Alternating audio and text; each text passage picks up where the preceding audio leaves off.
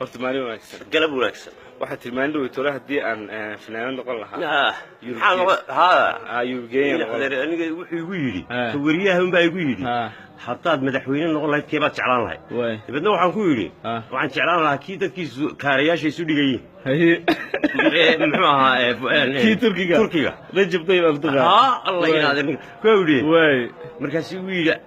fanaan haddii aad noqon lahayd keebaad noqon lahayd dee alla yinaadin qofkii ka heli jiray maamulada codkiisaan idhi yurubgeeyo noqon lahaa markaas yurub naag baad noqon lahayd markaasaan ku yidhi anigu ismaba ogey naageenni waxaan noqon lahaaye fanaankaasuma noqon lahaa dee inaadan miyaan xumaa may qofku soo dooqiisa inaad ka hadli maayo dooqaaga ka hadli inaad rahaa dadku way kula yaabeen haddaad dooqaaga ka hadasho haddii aad maayir noqon lahaydna yaad noqon lahaa inaad solteeko maayirka maayiradaad noqon lahaa solteeka noqon lahaa waaya haddaad balasaab noqon lahaydna keebaad noqon lahayd haddaad balasaab noqon lahaa inaad balasaab tahay ramaax baa noqon ninkaas waa nin aad iyo aad isna inaad haddaad musishan noqon lahaydna kuwaad noqon lahayd waxaan noqon lahaa axmed weli furne waan noqon lahaa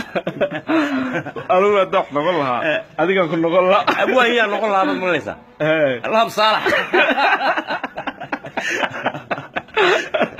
waa ugu salaamaya